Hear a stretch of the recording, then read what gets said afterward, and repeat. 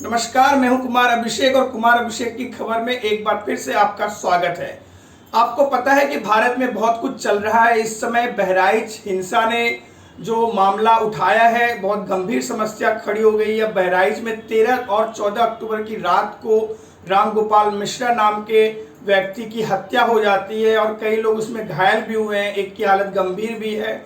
और उसकी जब बॉडी को लाया जाता है एक जगह पर, तो वहां पर फिर से हिंसा भड़क जाती है और कई गाड़ियों को और दुकानों को आग लगा दी जाती है। यूपी पुलिस के हिसाब से इस मामले में अब तक उसने 31 लोगों की गिरफ्तारी की है और जो मुख्य आरोपी है हामिद, उसके घर पर बुलडोजर चलाने की भी तैयारी कर रही है यूपी की सरकार। तो वहां स्थिति गंभीर है, हम आपको पल पल की खबर देते रहेंगे। तो बहराइच में कानून व्यवस्था को एक तरह से सही रखना ये प्रशासन की बहुत बड़ी जिम्मेदारी है और पुलिस पर भी सवाल उठाए हैं मृतक के परिजनों ने। तो इसलिए पुलिस को भी निष्पक्ष होकर के इस मामले की जांच करनी है और आरोपियों को जल्दी से जल्दी सजा दिलवाना है इस मामले में। तो ये तो रही बहराइच की बात। वही हम बात करेंगे अब झारखंड की। जैसा कि आपको पता है कि झारखंड में भी चुनाव की घोषणा चुनाव आयोग ने की है महाराष्ट्र चुनाव के साथ। आज बहुत बड़ी खबर आई झारखंड से, जो एनडीए है उसमें सीटों का बंटवारा बिल्कुल तय हो चुका है। जो नया सीटों का बंटवारा हुआ है, जैसा कि शिवराज सिंह चौहान जो कि इंचार्ज है, चुनाव प्रभारी हैं वहां के झारखंड के, और उनके सह प्रभारी हैं आसाम के मुख्यमंत्री हेमंत बिस्वा शर्मा।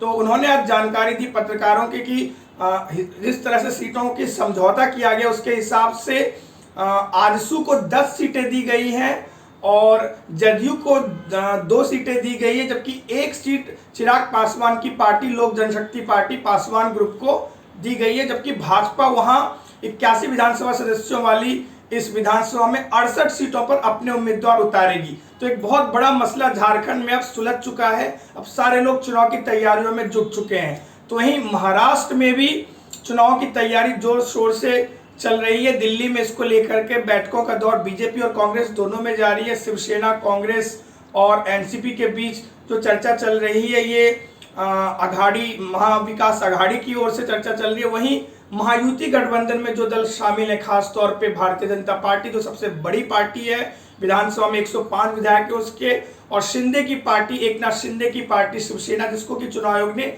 असली शिवसेना मांगा है। तो वहीं दूसरी ओर अजित पवार की एनसीपी। तो इनमें भी लगभग सीटों का बंटवारा तय माना जा रहा है। अनाउंसमेंट होना बाकी, कुछ सीटों पर मामला फंसा हुआ है, लेकिन लगभग 150 से 160 सीटों पर बीजेपी लड़ेगी, 70 से 85 सीटों पर शिवसेना लड़ सकती है और 50 सीट अजित पवार को जा सकता है। तो ये तो रही राजनीति की दुनिया की खबर। लेकिन खबर आज है बेंगलुरु क्रिकेट टेस्ट से भी। आज टेस्ट का तीसरा दिन था और जबरदस्त सेंचुरी लगाई रचिन रविंद्र ने उनके तरफ से, न्यूजीलैंड की तरफ से, और उनका बखूबी साथ निभाया जब विकेट गिर चुके थे बांग्लादेश के 4 विकेट। उसके बाद टीम सऊदी ने बहुत अच्छा साथ निभाया और रचिन रविंद्र ने शतकीय पारी खेली और टीम सऊदी ने भी 65 रनों की शानदार पारी खेली। तो इस तरह से उसकी जो बढ़त थी वो 300 से ज्यादा रनों की थी। लेकिन जब भारत दूसरी पारी में बल्लेबाजी करने उतरा, पहली पारी में तो वो सबसे न्यूनतम स्कोर पर भारत में 40 रन पर आउट हो गई थी। दूसरी पारी में शानदार बल्लेबाजी का नजारा पेश किया ओपनर्स ने, यशस्वी जायसवाल और रोहित शर्मा ने।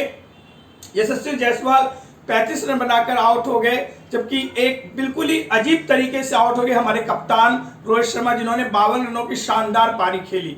उसके बाद बल्लेबाजी करने आए हमारे जो विराट कोहली हैं, जिनको कि बेंगलुरु में खासा समर्थन मिलता है वहां के दर्शकों का। विराट कोहली ने भी अच्छी पारी खेली, जिनका साथ निभाया युवा जो नए टीम में शामिल किए गए, युवा तो नहीं कह सकते, 26 साल के सरफराज खान ने। तो इन दोनों ने बहुत तेजी से बल्लेबाजी की, रन रेट को बरकरार रखा और इन दोनों के बीच लगभग 136 रनों की साझेदारी हुई। तो मैच खत्म होने तक जब लास्ट गेंद पर, आज के लास्ट गेंद पर विराट कोहली आउट हो गए। एक एज लगा जो कीपर के हाथों में गया फिलिप्स की गेंद पर। तो कल भारत की कोशिश रहेगी 3 विकेट पर जो भारत ने 200 से ज्यादा रन बना दिए हैं, अब उसको आगे लेकर के जाए। अभी भी न्यूजीलैंड के पास 125 रनों की बढ़त है। तो इस बढ़त को भारत जल्दी से जल्दी पूरा खत्म करे और उसके बाद भारत लीड ले, ताकि जब चौथी पारी में न्यूजीलैंड बल्लेबाजी करने उतरेगी तो पिच बिल्कुल आसान नहीं रहेगी। तो इस मैच में तीनों नतीजे संभव हैं। न्यूजीलैंड जीत सकती है, भारत जीत सकता है और मैच ड्रॉ भी हो सकता है, और मौसम के हिसाब से भी बारिश की भी संभावना है। तो हम लगातार आपको अपडेट देते रहेंगे। जुड़े रहिए हमारे चैनल के साथ। हमारे चैनल को सब्सक्राइब करें, लाइक करें और बेल आइकन को दबाएं ताकि आपको खबर मिलती रहे जब हम नया वीडियो अपलोड करेंगे। शब्बा खैर, गुड नाइट, बाय बाय।